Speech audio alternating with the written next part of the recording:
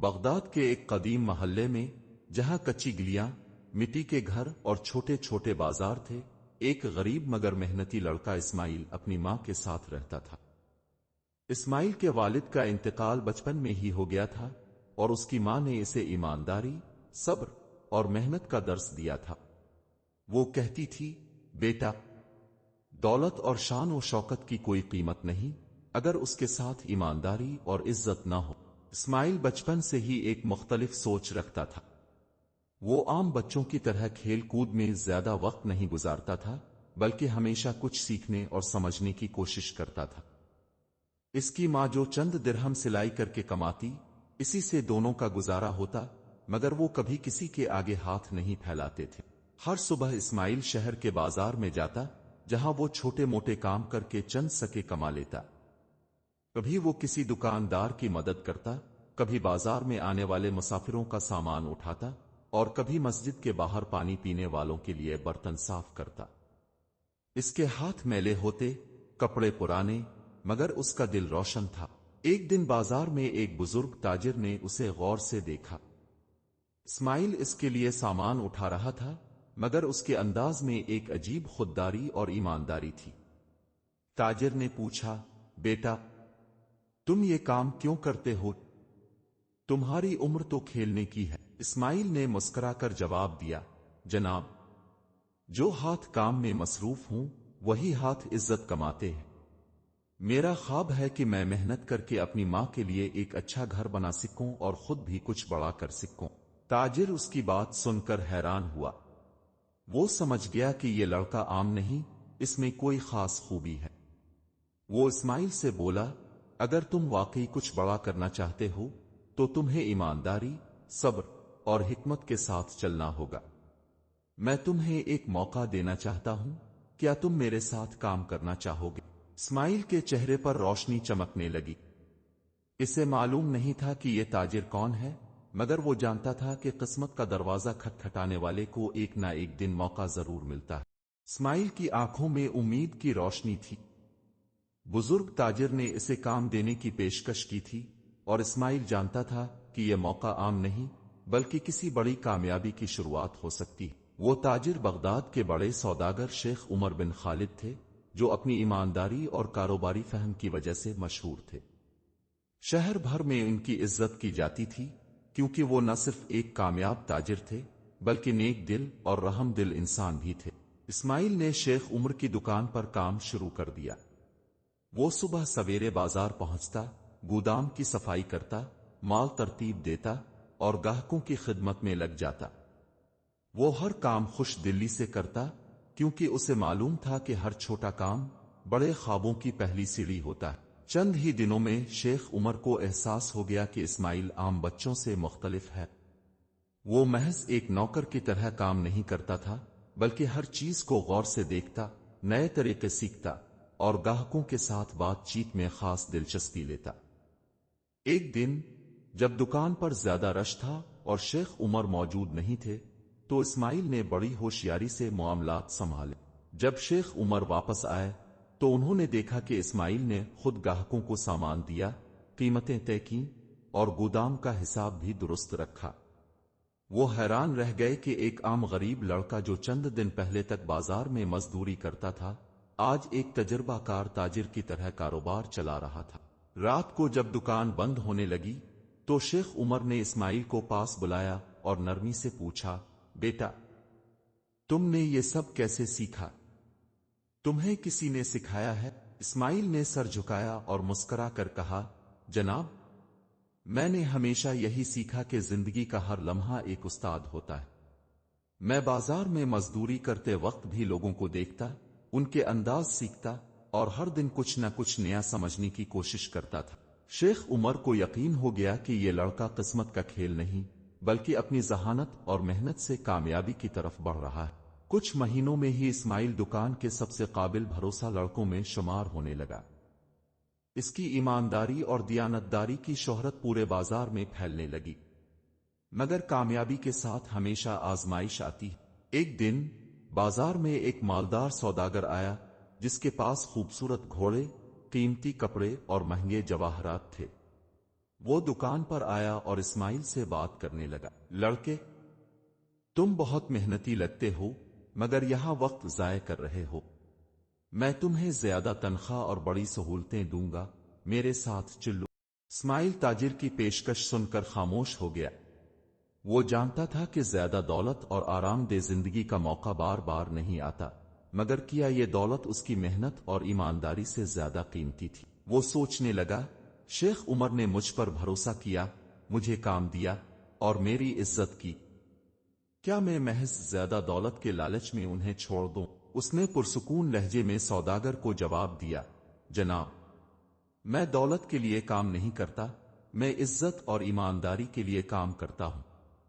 اگر میں یہاں محنت کر کے کچھ سیکھ رہا ہوں تو یہی میرے لیے سب سے قیمتی چیز ہے۔ سوداگر نے حیرانی سے اسماعیل کو دیکھا اور طنزیہ مسکرا کر کہا، لڑکے، تم ابھی کم عمر ہو، اگر تم دنیا کی حقیقت سمجھو تو جان جاؤ گے کہ ایمانداری اور عزت کا کوئی مول نہیں ہوتا، بس دولت ہی سب کچھ ہے۔ اسماعیل نے مضبوطی سے جواب دیا، اگر دولت ہی سب کچھ ہوتی تو ہر امیر آدمی خوش ہوتا، مگر ایسا نہیں ہے۔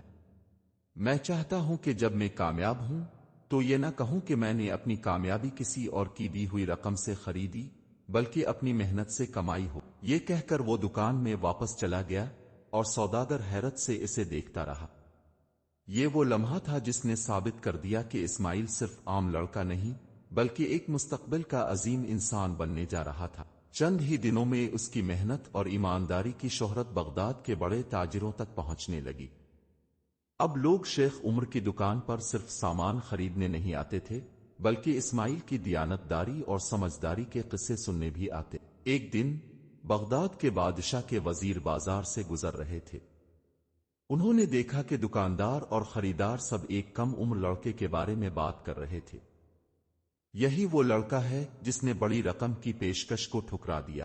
وزیر نے حیران ہو کر کہا، ایک غریب مزدور کا بیٹا اتنی بڑی بات کر سکتا ہے؟ مجھے اسے دیکھنا ہوگا۔ اسی رات جب دکان بند ہو رہی تھی، وزیر خاص طور پر اسماعیل سے ملنے آئے۔ وہ نفیس لباس میں تھا، اس کے ساتھ کئی محافظ تھے اور اس کے چہرے پر حیرت اور تجسس کے آثار تھے۔ لڑکے، میں نے تمہارے بارے میں بہت کچھ سنا ہے، تم واقعی ایک ایماندار اور محنتی نوجوان ہو۔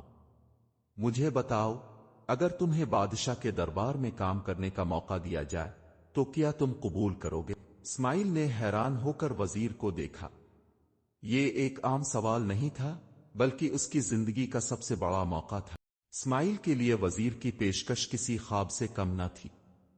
ایک عام غریب لڑکا جو کبھی بازار میں مزدوری کرتا تھا، آج بغداد کے بادشاہ کے دربار میں کام کرنے کا موقع حاصل کر رہا تھا۔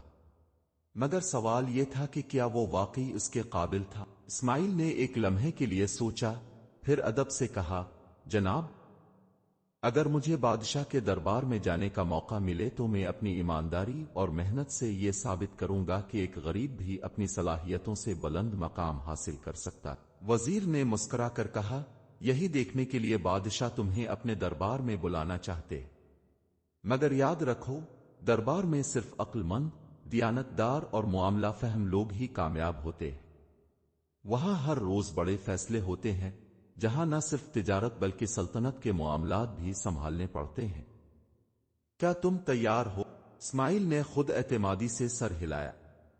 وہ جانتا تھا کہ یہ سفر آسان نہیں ہوگا، مگر اس نے اپنے دل میں عہد کر لیا تھا کہ وہ اپنے والدین کی عزت اور اپنی محنت کی کمائی کو کبھی رائیگاں نہیں جانے دے گا۔ اگلے دن اسماعیل کو محل کے اندرونی دربار میں لے جایا گیا۔ وہاں کی عظمت دیکھ کر وہ حیران رہ گیا۔ اونچی محرابیں، سنہری فانوس، سنگ مرمر کے فرش اور دیواروں پر خوبصورت نقاشی اس محل کو جنت جیسا بنا رہی تھی۔ ہر طرف بادشاہ کے وزراء، مشیر اور درباری کھڑے تھے۔ جب اسماعیل دربار میں پہنچا تو سب نے حیرت سے اسے دیکھا۔ ایک عام لباس میں ملبوس لڑکا جس کے چہرے پر اعتماد تھا مگر غرور نہیں، وہ عاجزی کے ساتھ کھڑا رہا، اور اسی دوران بادشاہ نے اپنی بلند آواز میں کہا، یہی وہ نوجوان ہے جس کے بارے میں پورے بغداد میں چرچے ہو رہے ہیں۔ وزیر نے آگے بڑھ کر کہا، جی بادشاہ سلامت۔ یہی وہ لڑکا ہے جس نے دولت کی لالچ کو ٹھکرا کر ایمانداری کو چنا اور اپنی محنت سے عزت کمائی۔ بادشاہ نے گہری نظر سے اسماعیل کو دیکھا اور پوچھا، لڑکے، اگر تمہیں یہاں دربار میں ایک اہم ذمہ داری دی جائے تو تم کیسے ثابت کرو گے کہ تم اس کے قابل ہو؟ یہ وہ سوال تھا جس پر دربار میں مکمل خاموشی چھا گئی۔ سب لوگ اسماعیل کی طرف دیکھ رہے تھے کیونکہ اب اس کے جواب پر اس کا مستقبل منحصر تھا۔ اسماعیل نے کچھ لمحے سوچا، پھر ادب سے جواب دیا، بادشاہ سلامت، میں دولت، طاقت، شان و شوکت کے لیے کام نہیں کرتا۔ میں اس لیے کام کرتا ہوں تاکہ میں خود کو بہتر بنا سکوں اور اپنی قوم کے لیے کچھ کر سکوں۔ اگر آپ مجھے موقع دیں گے تو میں اپنی محنت، دیانتداری اور حکمت سے آپ کو یہ ثابت کر دوں گا کہ ایک عام لڑکا بھی غیر معمولی بن سکتا ہے۔ بادشاہ نے مسکرا کر اپنی نگاہیں وزیر کی طرف گھمائیں اور بولا، یہ لڑکا عام نہیں لگتا، اسے آزما۔ اسماعیل کے الفاظ سن کر دربار میں موجود سب لوگ حیران رہ گئے۔ ایک غریب لڑکے کی یہ خود اعتمادی، یہ عزم، یہ یقین۔ بادشاہ نے مسکرا کر وزیر کو اشارہ کیا اور بولا، اگر یہ لڑکا واقعی اتنا قابل ہے تو ہمیں اسے آزمانا چاہیے۔ وزیر نے آگے بڑھ کر کہا، اسماعیل، بادشاہ سلامت تمہیں ایک موقع دینا چاہتے ہیں، مگر پہلے تمہیں ایک آزمائش سے گزرنا ہوگا۔ اسماعیل نے ادب سے سر جھکایا اور بولا، مجھے منظور ہے۔ وزیر نے کہا، ہم تمہیں محل کے خزانے کی نگرانی کی ذمہ داری دیتے ہیں، مگر شرط یہ ہے کہ تمہیں 7 دنوں میں یہ ثابت کرنا ہوگا کہ تم واقعی اس کے اہل ہو۔ خزانے میں ہر روز کئی سوداگر اور امیر لوگ آتے ہیں، تمہیں ان سب کا حساب رکھنا ہوگا اور دیکھنا ہوگا کہ کوئی بے ایمانی یا غلطی نہ ہو۔ یہ ایک بہت بڑی ذمہ داری تھی۔ بغداد کا شاہی خزانہ ایک ایسا مقام تھا جہاں سونا، چاندی، جواہرات اور سلطنت کے خفیہ معاہدے رکھے جاتے تھے۔ وہاں ایک لمحے کی غفلت بھی معافی کے قابل نہیں ہوتی۔ اسماعیل نے سر جھکایا اور بولا، میں اپنی پوری ایمانداری کے ساتھ یہ ذمہ داری نبھاؤں گا۔ اگلے دن وہ شاہی خزانے کے بڑے دروازے پر پہنچا۔ یہ ایک وسیع کمرہ تھا جس کی دیواروں پر خوبصورت کندہ کاری تھی اور زمین پر ایرانی قالین بچھے ہوئے تھے۔ کمرے کے بیچ میں ایک بہت بڑا لوہے کا صندوق تھا جس میں قیمتی اشیاء محفوظ تھیں۔ ہر طرف محافظ کھڑے تھے اور سوداگر خزانے میں داخل ہونے کے انتظار میں تھے۔ پہلا دن بہت مصروف گزرا۔ ہر سوداگر اپنے سونے اور چاندی کے سکے جمع کروانے آتا، کچھ لوگ قیمتی جواہرات جمع کراتے، کچھ لوگ قرض لینے کی درخواست کرتے۔ اسماعیل ہر چیز کو تفصیل سے لکھتا، ہر سکے کا حساب رکھتا اور کسی کو بھی بغیر مکمل تفتیش کے خزانے میں داخل نہیں ہونے دیتا۔ تیسرے دن ایک امیر سوداگر آیا جس کے ہاتھ میں ایک سونے کی تھیلی تھی۔ اس نے تھیلی اسماعیل کے سامنے رکھی اور کہا، یہ 500 دینار ہیں، انہیں بادشاہ کے خزانے میں محفوظ کر دو۔ اسماعیل نے تھیلی کو غور سے دیکھا اور پھر کہا، جناب، میں اسے محفوظ کرنے سے پہلے خود گننا چاہوں گا تاکہ بعد میں کوئی غلطی نہ ہو۔ سوداگر ہنس پڑا اور بولا، لڑکے، میں بغداد کا سب سے ایماندار تاجر ہوں، تمہیں مجھ پر شک ہے؟ اسماعیل نے ادب سے جواب دیا، یہ شک نہیں، اصول ہے۔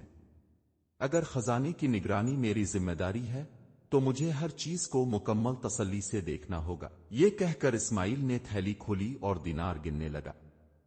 جب اس نے گنتی مکمل کی تو وہ حیران رہ گیا، تھیلی میں 500 نہیں بلکہ 450 دینار تھے۔ اسماعیل نے سکون سے تھیلی واپس کی اور کہا، جناب، اس میں 50 دینار کم ہے، کیا آپ انہیں ابھی دینا چاہیں گے؟